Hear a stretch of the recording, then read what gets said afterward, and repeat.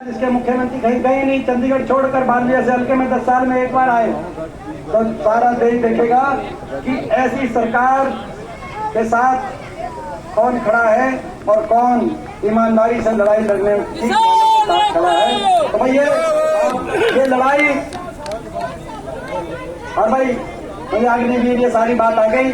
भाई हमारा मैनिफेस्टो आपको पता है।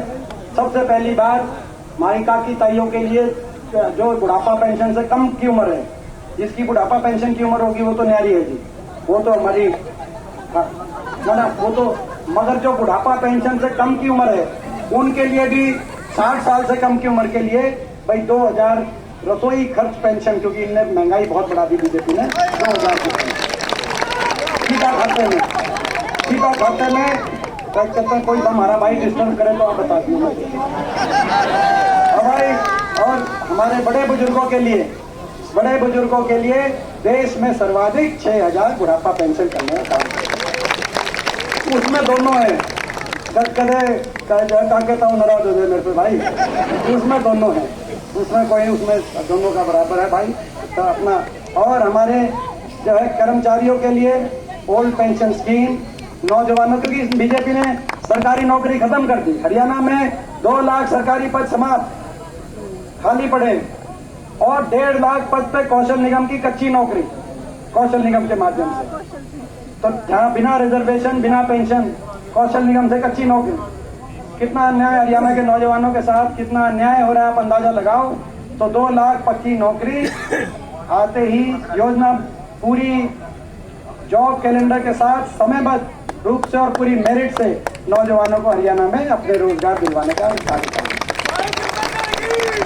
गरीब के लिए 100 गज के प्लॉट की और मकान की स्कीम को दोबारा शुरू कराने का हम काम करेंगे।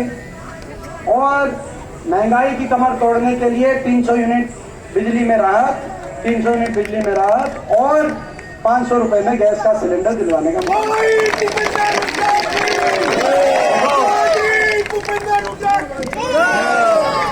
आज गुड़गांव में सुबह प्रोग्राम था आज तक का, उस पर नायब सिंह जी को भी बुलाया हुआ था और मुझे भी बुलाया हुआ। तो पहले उनका इंटरव्यू था, उसके बाद मेरा इंटरव्यू था। तो मेरे से जो इंटरव्यू लेने लगे आज तक वाले, उन्होंने हरियाणा पे कर रखा था। कहते वो कह के गए हैं कि 500 रुपए का सिलेंडर तो हम भी करेंगे।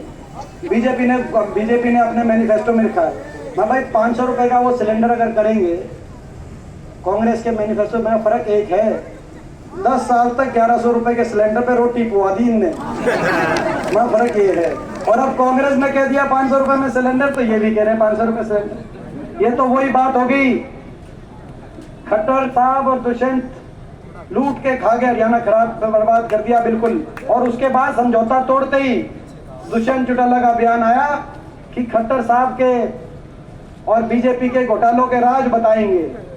और अगले दिन खट्टर साहब का बयान आया, दुष्यंत चौटाला के घोटालों की जांच कराएंगे।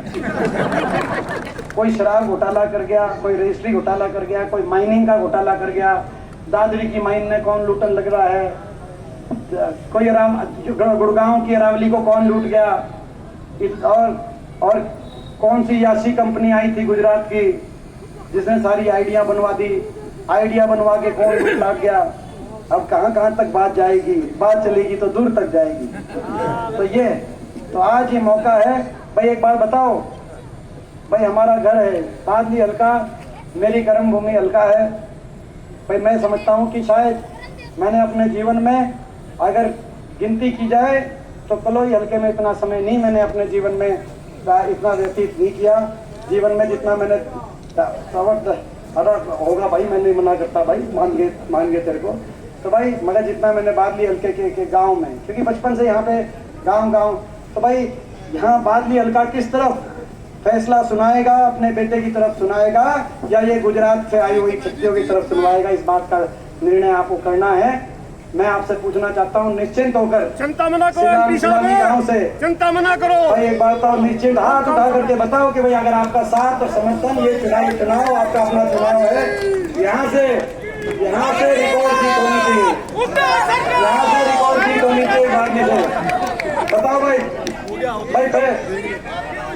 देखो सरकार आपकी बन रही है, सरकार आपकी बन रही है भाई। आप बड़ी बादली से अपना घर बचा के रखना, अपना घर से कमर हमारी मजबूत रखना, सरकार आप नहीं बन रही है। 8 अक्टूबर 8 के बाद मीटर हम खींच देंगे, तुम चिंता न करो। कई मित्रों के साथ भाई ये कंबाइन की तैयारी कर रखी थी गांव ने, और मैं गांव का धन्यवाद भी करता हूँ।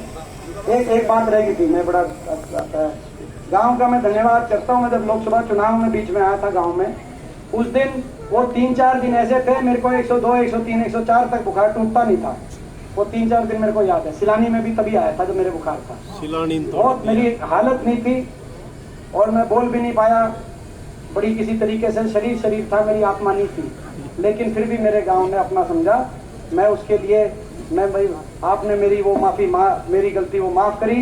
इतनी बुखार की जो मेरी गलती थी उसको माफ करते हुए मेरी बिना स्पीच सुने पूरे गांव ने भाई मेरे को बहुत आशीर्वाद दिया। मैं बहुत आपका मैं धन्यवाद करता हूँ। और आज अभी आपने जो कंबाइन की तैयारी कर रखी थी गाँव की, तो भाई 8 अक्टूबर के बाद भाई जो झज्जर जिले का धन्यवादी, पहला धन्यवादी रहेगा। झज्जर में आएंगे, देखो झज्जर में आएंगे धन्यवादी करने। सरकार आपकी बनाते ही झज्जर में धन्यवादी कराने आएंगे। चंडीगढ़ से आकर सीधा एक हेलीकॉप्टर उतारेंगे और सुनो, हेलीकॉप्टर पे अधिकारियों को स्पेशल कि भाई सिलानी गांव की कंबाइन वहीं आ जाए और सीधा उस पर कंबाइन पे बैठ के झज्जर का धन्यवाद करेंगे भाई। सिलानी गांव की कंबाइन ये है भाई, ये है।